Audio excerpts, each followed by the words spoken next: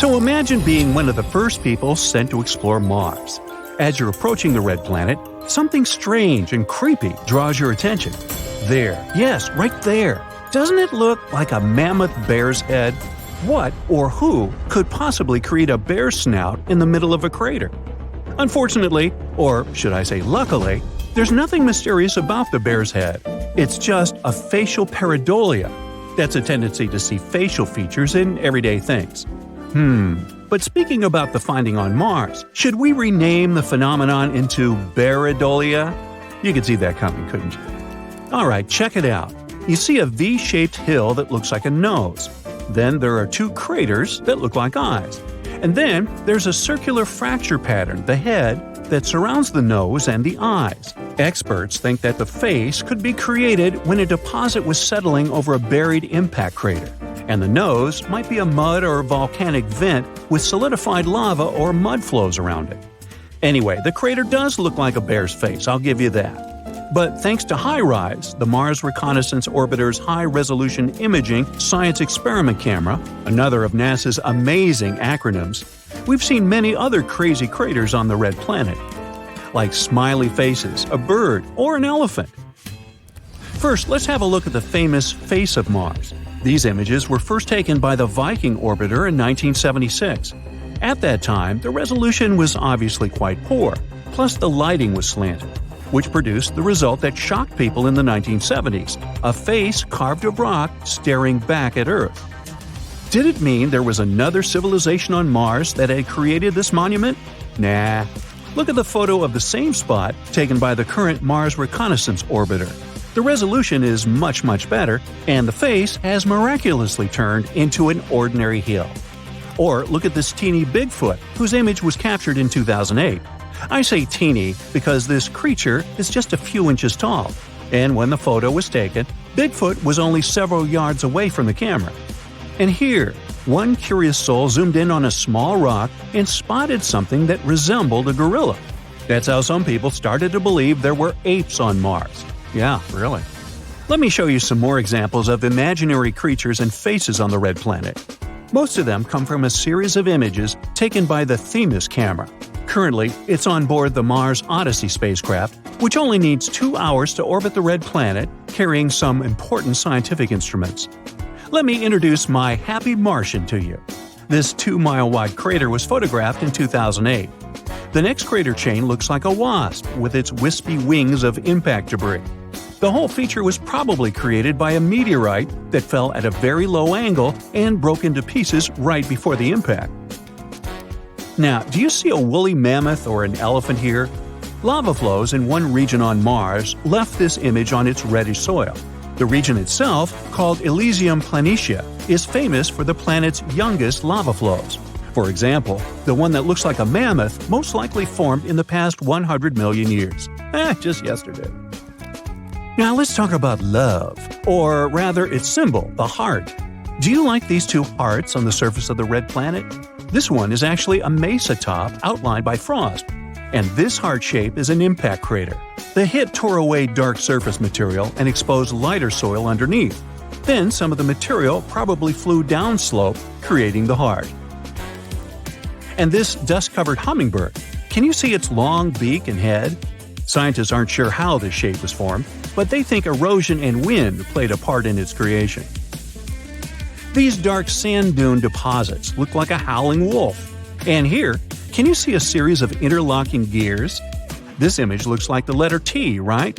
The right angle fracture was created by the tectonic stretching of the Martian crust. Do you think we might find other letters of the alphabet on Mars too? Why not? And now, how about another bizarre thing astronomers noticed on the surface of Mars? Is that a door to someone's house? It was NASA's Curiosity rover that sent this image to Earth. It became viral because this formation over here, see, looks like a door. Unfortunately, scientists, due to their rational minds, were quick to disappoint us.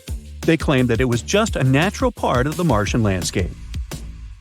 There were several clues that made them think it wasn't a real door. For example, the opening is tiny, a mere 3 feet high.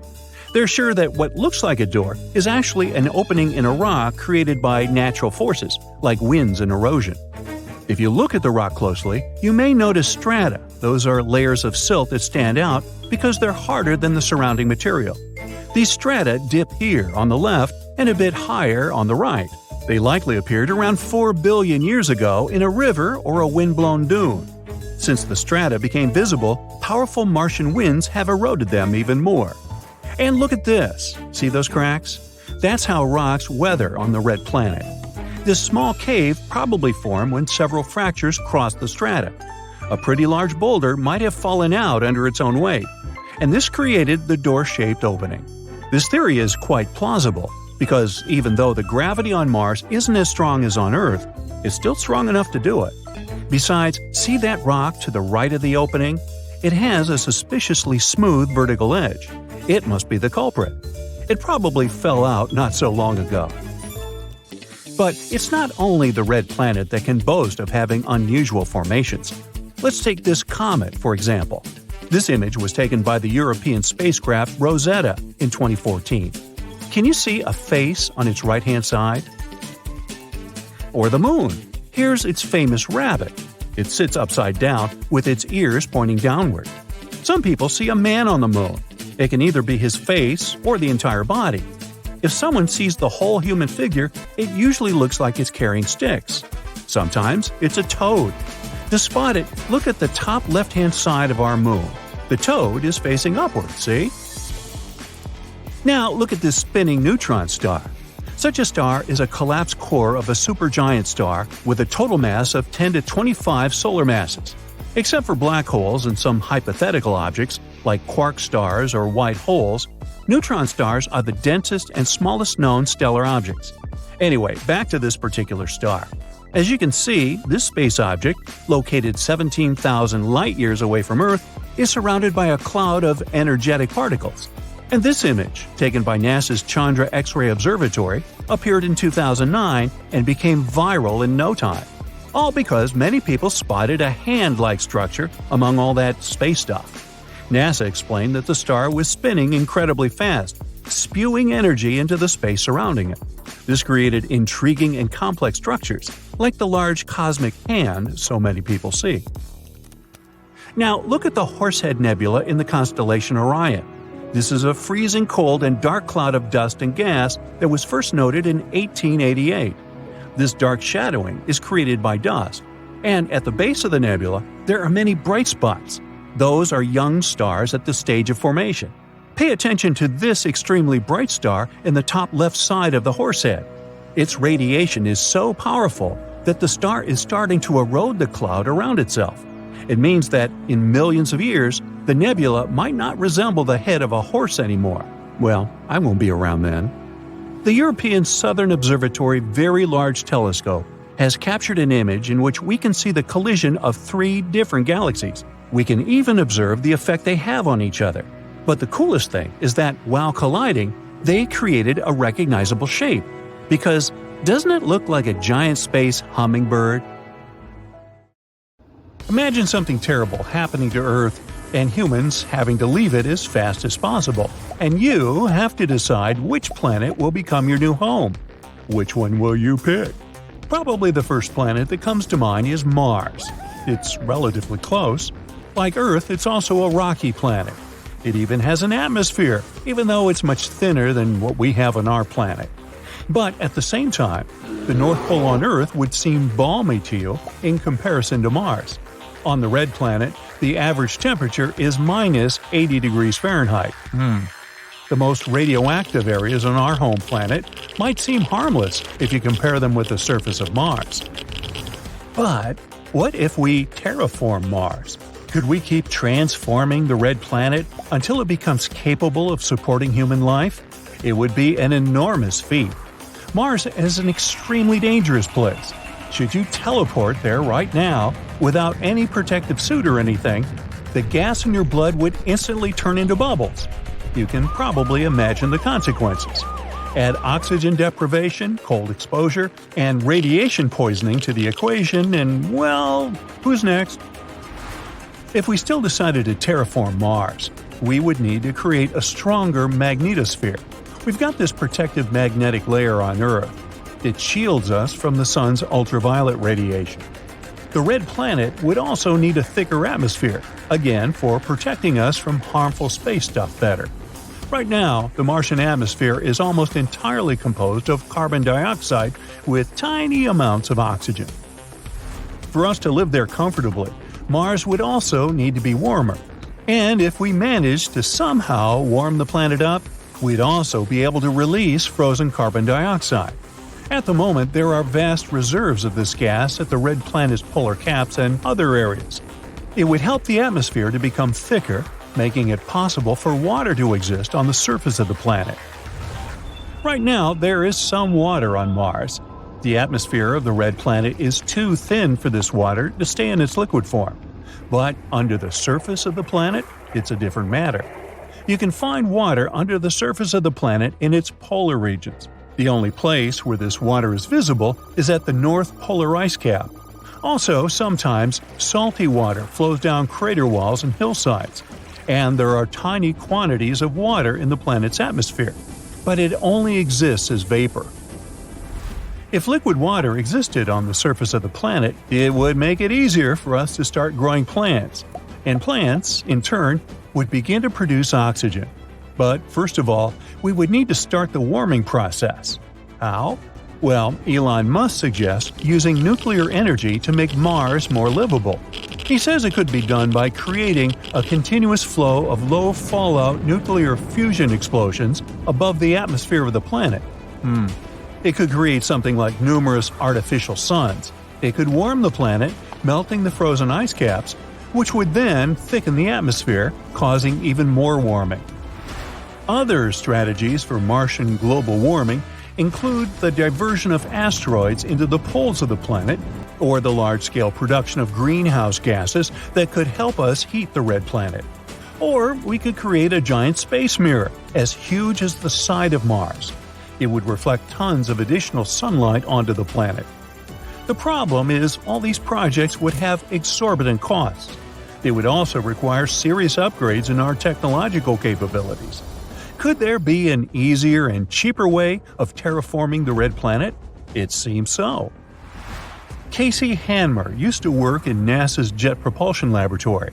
Now he's the founder of a startup hoping to create carbon-negative natural gas by pulling carbon dioxide out of the atmosphere of our planet. He's also made a proposal to terraform Mars for a modest $10 billion. Sounds alluring. So, what is his idea? Mass-produced small solar sails. These are already existing technologies, even though they appeared only recently. Such sails use sunlight to propel themselves, like ships use the wind to sail. These solar sails could be launched into low Earth orbit, and after that, they would fly themselves to Mars. There, they would reflect sunlight onto the night side of the planet. According to Hanmer's calculations, a decade of such launches could result in a 1% increase in temperature on Mars. Hanmer also believes that we could mass-produce solar cells at cell phone factories, all because a solar sail would need a processor, a camera for navigation, and some electronics to be able to transmit data, just like a smartphone. In other words, solar sails would be like small satellites using cell phone technology. Each of these sails would also need a sail of its own, a thin space blanket weighing about 2 pounds. When unfurled, it would span around the size of 2 basketball courts. Would this plan involving solar sails enable people to terraform Mars? Hanmer doesn't think so. Even if we put loads of money into solar sails, they would only make the red planet warmer and more humid, but they still wouldn't be enough to make Mars suitable for human life. Most scientists are also very skeptical about the very idea of terraforming this cold, dry world. They say that carbon dioxide and water vapor are the only greenhouse gases present on Mars, but there's just not enough of them to change the situation. Let's say we manage to melt the polar ice caps with the help of Elon Musk's nuclear technology or solar sails. And still, this ice will only release enough carbon dioxide to bring the atmospheric pressure to 1.2% of what it is on Earth. Plus, most of the carbon dioxide gas wouldn't be accessible. and we wouldn't be able to mobilize it.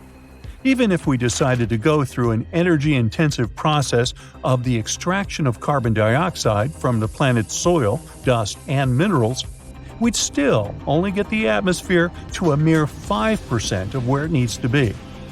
Water is another problem. It is salty on Mars. It might even be as salty as the oceans on our planet. But these salts aren't what you find on Earth. If a person consumed a certain amount of them, they would be highly toxic to the human body. Who's next? On our planet, these salts are formed as byproducts of rocket fuel, as well as in road flares and fireworks. Naturally, they only occur in very dry areas. If there are no particular bacteria to break them down, these substances accumulate year after year, and their concentration in water is constantly increasing. But in theory, it's possible to purify even such water. The process of filtration could help the astronauts get rid of 90% of harmful substances. Then they could use a UV disinfection unit. This would also help get rid of any foreign molecules, if there are any, that might be hiding in the water. This stage would not only protect the astronauts, but also prevent them from bringing any dormant Martian microbes back to Earth. In other words, future travelers to Mars shouldn't have too many problems with drinking water on the red planet, but only if they bring the right purification equipment that can deal with any water quality. Because however bad running out of water in the middle of a desert is, experiencing it on another planet sounds much more terrifying. Anyway, back to terraforming the red planet. Once you start thinking about it, some worrying questions arise. Who is supposed to decide whether we should start this process? When should we start it? What if there's some form of life on the red planet, like indigenous microbes we haven't spotted yet, and our attempts to change their home will disturb them? What if they don't survive these changes? Now, what do you think? Share your thoughts in the comments. So Mars has two moons, Phobos and Deimos. And apart from the bizarre shape, there's nothing remarkable about them, except for one thing. Not so long ago, scientists discovered a strange phenomenon on the surface of Phobos, and they still can't find any explanation for it. What is this phenomenon, and what does it tell us about the history of our solar system? Let's find out. American astronomer Asaph Hall discovered Phobos and Deimos back in 1877. Did you know that all the planets in our solar system are named after Greek and Roman deities? For example, Mars or Ares is the famous deity of war. That's why the satellites of this red planet were named after the sons of Ares, Phobos and Deimos. These beautiful names actually have creepy meanings: fear and horror. In 1971, NASA's Mariner 9 telescope took the first pictures. That's how we found out that these guys weren't at all like our moon. They had this weird shape, a strange and unstable orbit. Moreover, there are no other moons in the solar system that move as close to their parent planet as these two. Well, they are its sons after all. But even though they are very close to Mars, if you were standing on the surface of the red planet, you would hardly be able to see them. That's because the curvature of Mars hides Phobos and Deimos from view. Even if you were somewhere on the equator, Phobos would look like an ordinary asteroid to you, and Deimos would look like a star. All because these satellites are basically crumbs compared to our moon.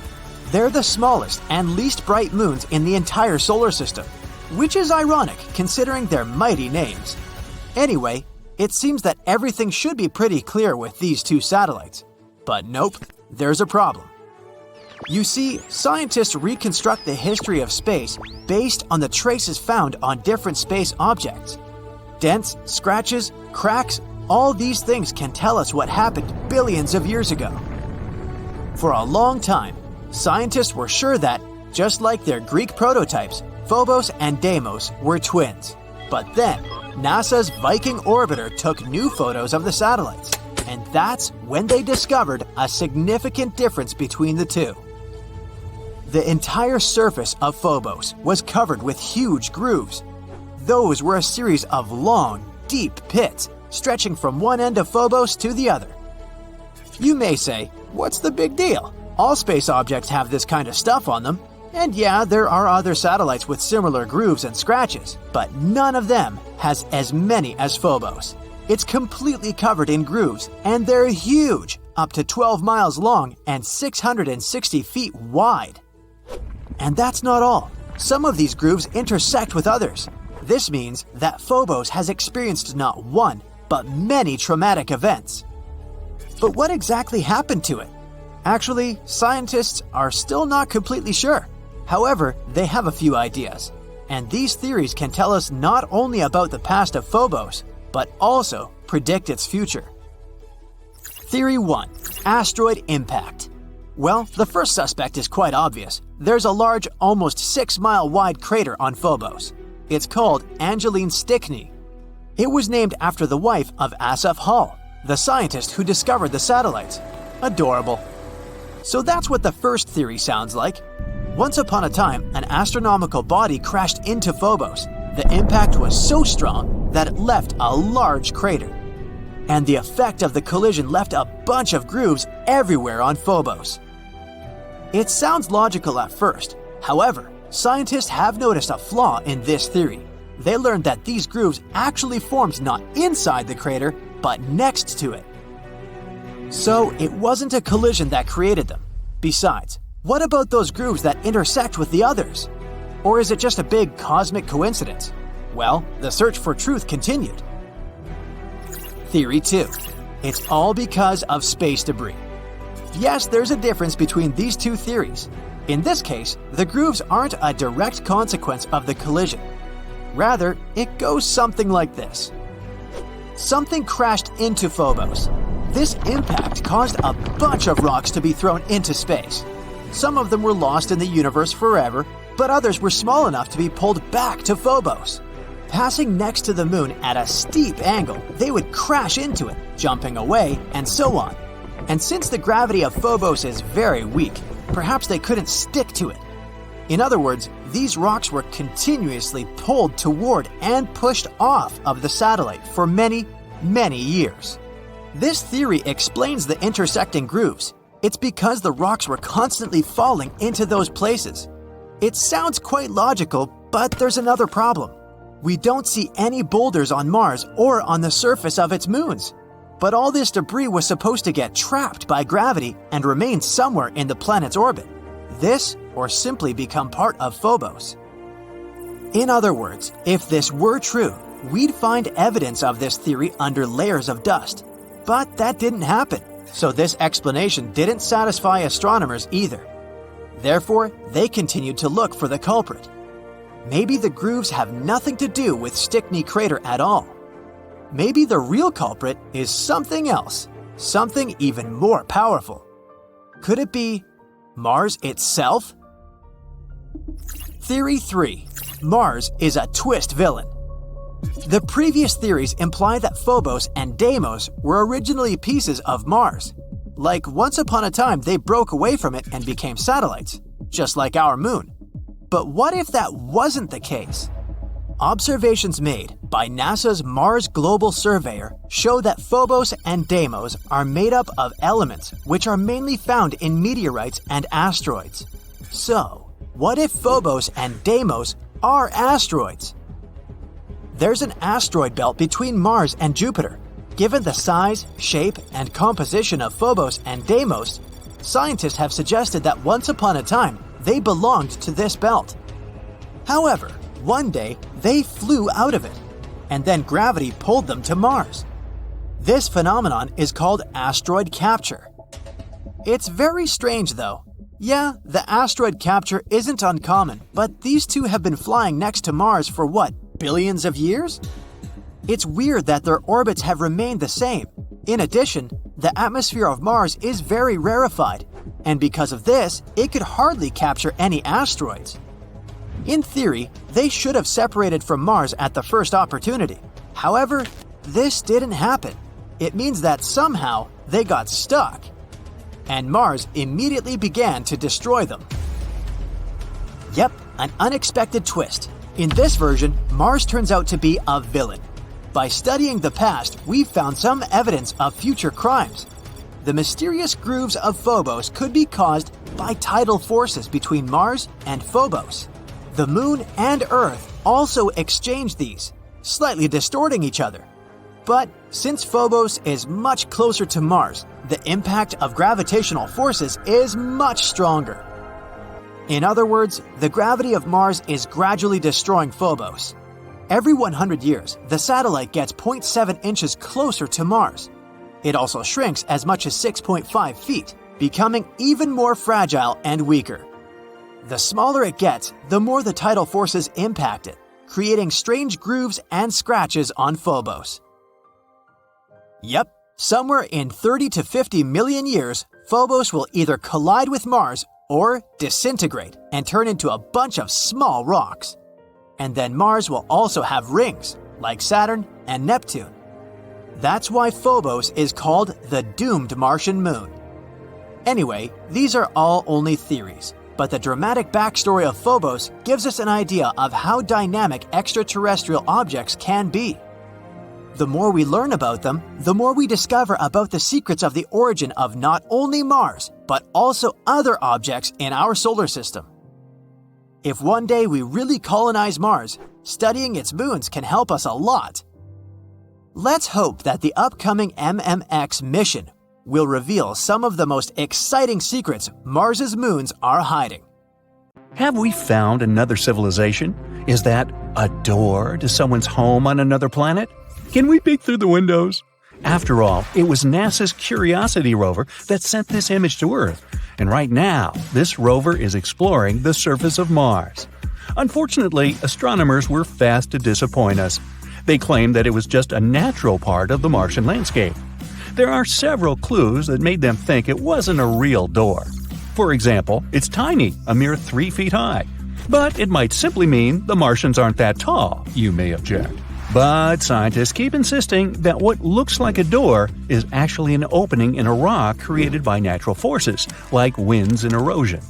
The thing is, if you look at the rock attentively, you may notice strata, the layers of silt that stand out because they're harder than the surrounding material. These strata dip here on the left and a bit higher on the right. They likely appeared around 4 billion years ago in a river or a wind-blown dune. Since the strata became visible, powerful Martian winds have eroded them even more, and now you can see that they disappear inside the door. And look at this. See those cracks? Yeah, those. That's how rocks weather on the red planet. This small cave probably formed when several fractures crossed the strata. A pretty large boulder might have fallen out under its own weight, and this created the door-shaped opening.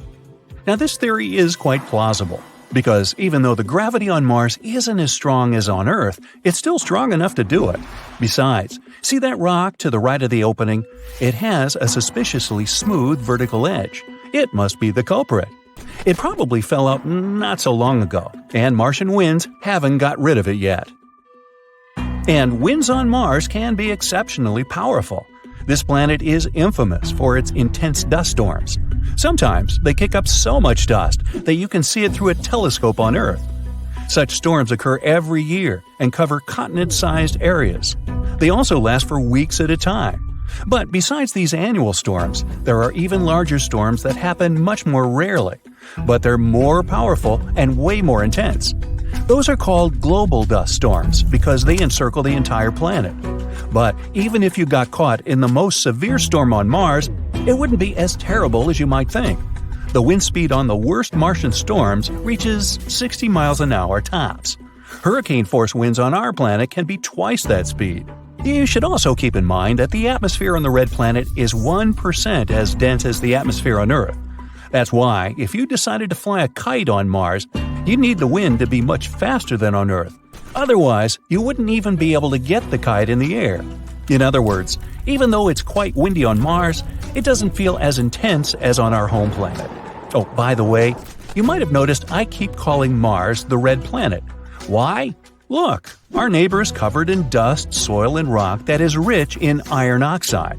That's what gives the surface of the planet its trademark red hue. And look, there's the trademark. Nah, just kidding. Mars is the fourth planet from the Sun. Not so far away from the star, you might say, and still, it's a cold and deserted world. The average temperature on its surface is minus 81 degrees Fahrenheit. But if you ever visit one of its poles during the wintertime, bring a lot of warm clothing, because the temperatures are likely to drop to minus 220 degrees there. In the summer, though, you might feel very comfortable in some regions. There, the temperatures can rise to 70 degrees, not very different from what we're used to. Mars is one of the most explored space bodies in the solar system. At the moment, NASA has 2 rovers roaming the red landscapes, Curiosity and Perseverance. There's also one lander called InSight and helicopter Ingenuity, nicknamed Ginny. Perseverance is the most advanced and largest rover ever sent to another world. The journey to the red planet took 203 days, and Ginny traveled to Mars attached to the belly of Perseverance. Sounds cozy. And now, I'm going to tell you something really curious.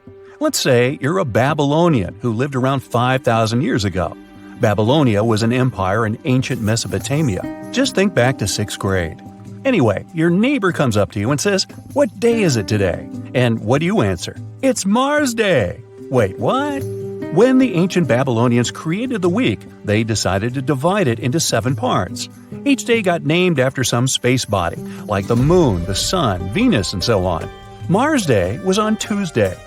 The Babylonians believed that each of these space objects influenced their lives on the day named after it. And since Mars was red in color, they associated it with aggression. That's why on Tuesdays they had special ceremonies to avoid the influence of the unfriendly planet. Indeed, Mars might seem unfriendly to a tired traveler. Its atmosphere is very thin. Its volume is a near 1% of the atmosphere on Earth. In other words, there's 99% less air to breathe on the red planet. Mars's atmosphere is mostly made up of carbon dioxide. At such high concentrations, it's toxic for us humans. And if you were looking for some oxygen to breathe on Mars, you'd come away empty-handed. There's only 0.1% of oxygen in the air on the red planet. That's definitely not enough for you to survive there. At the moment, Mars has 2 moons, Deimos and Phobos. Astronomers think they may be asteroids once caught in the gravitational field of the planet. The moons are shaped like potatoes. That's because their mass is too little for gravity to give them a spherical form.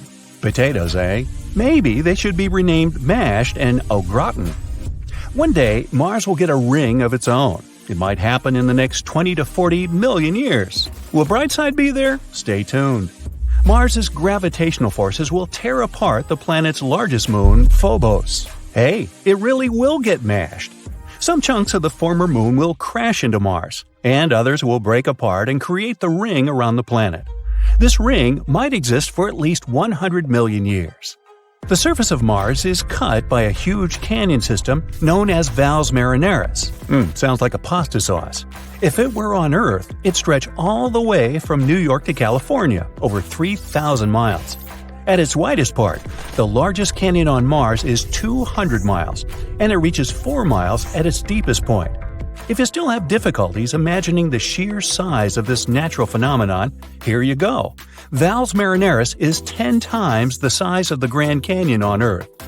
Now, since we're on the subject of gigantic things, let's talk about Olympus Mons. This is the largest volcano in the solar system, and it's on Mars too. It's 3 times as tall as Mount Everest on our planet, and that's the tallest mountain above sea level.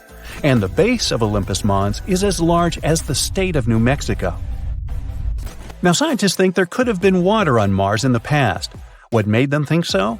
They found lots of ancient river valley networks and lake beds on the surface of the red planet. Plus, on Mars, there are minerals and rocks that could only form in liquid water. Mars might even have experienced terrible floods 3.5 billion years ago. These days, there's still some water on the red planet, but Mars's atmosphere is too thin for this water to stay in its liquid form on the surface. Now, it only exists in the form of water ice. You can find it just under the surface of the planet in its polar regions. The only place where this water is visible is at the North Polar Ice Cap. Also, sometimes, salty water flows down crater walls and hillsides, and there are tiny quantities of water in the planet's atmosphere, but it only exists as vapor. So, as a vacation spot, I think I'll pass. You and your camera have been literally everywhere on Earth, on top of Mount Everest and at the bottom of the Mariana Trench. You've seen the Nile River, Niagara Falls, the Sahara Desert, the Grand Canyon, and a million other beautiful places. On every trip, you brought back breathtaking pictures. Your album is already as thick as an encyclopedia, and it's time to discover a whole new world of tourism. Let's head on a voyage to Mars. You're sitting in a shiny modern rocket, counting down for takeoff. It might seem like a big deal, but with modern technology, it's practically a ride on a bus. In only a couple of hours, you're on the surface. It's time to head to the first destination for any tourist on Mars, Olympus Mons.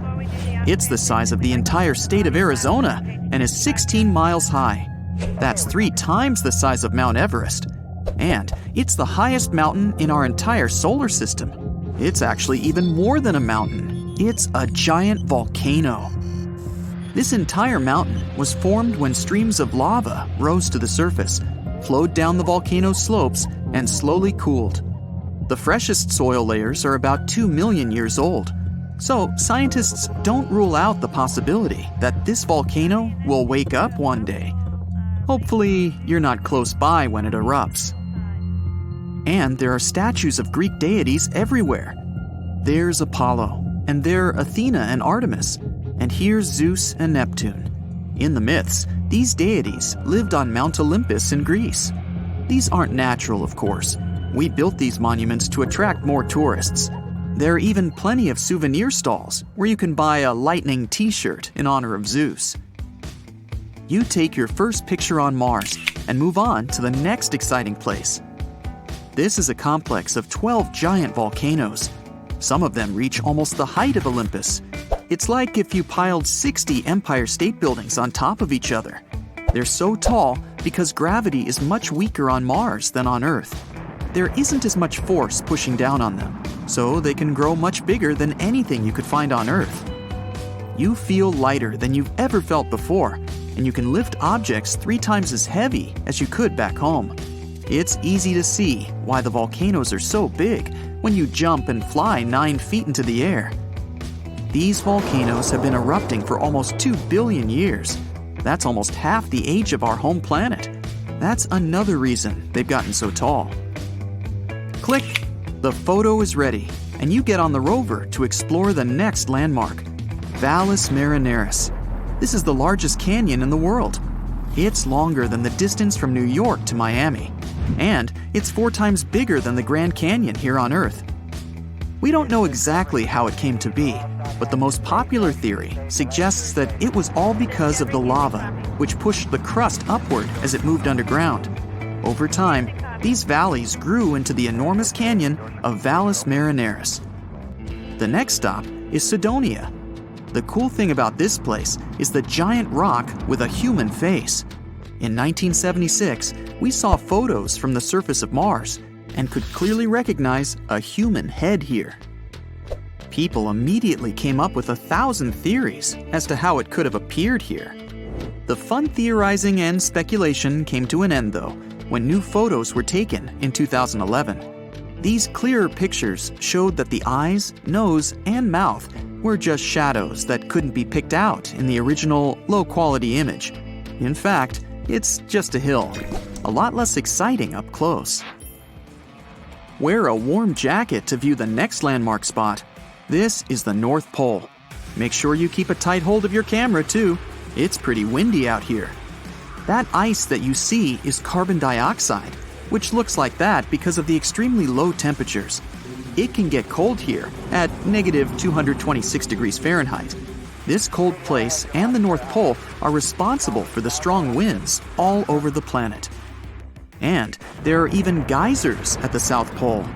In spring, when it gets warmer, jets of carbon dioxide rush to the surface, taking dust and sand with them. Quick, get it on your camera! Various studies say that there is an underground lake as wide as Delaware Bay, 1 mile beneath a thick layer of ice. Moving on to Gale Crater. This is where the Curiosity rover landed in 2012. Oh, and here's its replica. This little guy has been studying the surface of Mars for years and has found signs of evaporated water. This means that Mars could have fostered life in the past. The rover also found a lot of evidence of organic molecules, as well as methane gas. It could come from microbes and other living things, but we don't know enough yet to say for sure. The existence of life on Mars hasn't been confirmed, but it's exciting to think that there could have been real Martians alive at some point. You take a selfie, like you're holding Curiosity on your arm. Great, the Mars cab is already here for you, and you're heading toward Medusae Fossae. Many people believe that this could be an alien crash site because of the strange appearance of these rocks. Of course, that's not true. Scientists suggest that volcanoes have been erupting here for years. Lava has cooled into rocks, and strong winds have given them strange shapes. This entire volcanic deposit covers an area the size of a fifth of the United States. And here's a place that has made Earth scientists nervous and even scared. Hale Crater and these lines on the slopes.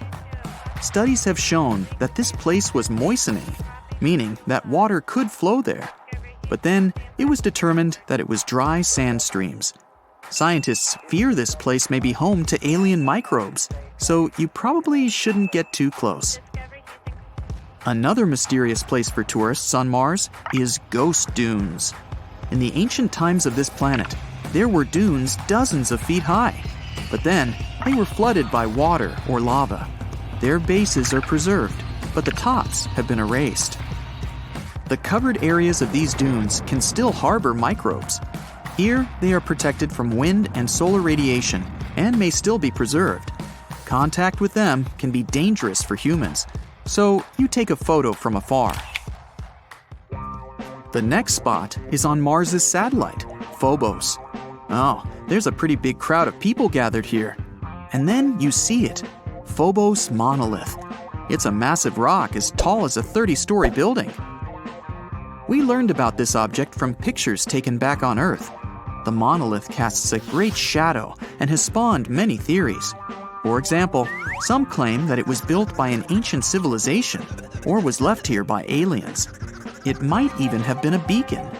All these people came here to test the theory for themselves, but it just looks like a rock up close. One more photo, and you have to hurry to the bus that will take you to Jupiter's satellite, Io. It's only safe to be here in special capsule cars that fly over the surface. And when you see volcanoes constantly erupting, you understand why. Jupiter's gravity compresses the insides of Io. They heat up and rise to the surface, erupting in volcanoes on its surface. They eject so much material that Io completely changes its surface every few millennia. Now we turn on the hyperdrives and head out into deep space. Here, in complete darkness, is the Voyager probe. It was launched in 1977 and is still in operation. It's the first human-made object to leave our solar system's borders and is the world's most distant spacecraft.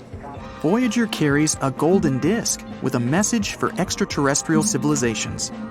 This amazing disk contains pictures of Earth's landscapes, people, animals, and various sounds and music. Unfortunately, it will take many thousands of years to reach the nearest star system, so we're not very likely to hear back from any aliens anytime soon. You take selfies and move on to the next part of the tour. Here, 1,000 light years from Earth, is a black hole, the most mysterious and heaviest object in the universe. It weighs as much as the sun, but it's much smaller. It's so heavy that it attracts absolutely everything, even light. So the black hole isn't actually black. It has no color at all. You can only observe it from a very great distance because it bends time. The closer you are to it, the slower time will go. And if you want to fly just a second closer to it, weeks or even months might pass on Earth in that time. In the old tradition, you toss a coin into the black hole and continue your journey through the distant cosmos. On the way home, you have to stop by an iconic spot on the moon. Here in the Sea of Tranquility, there's an entire park near the landing site of Apollo 11. This is where the first humans set foot on the surface of the moon. Neil Armstrong's first boot print is still there on the surface as proof.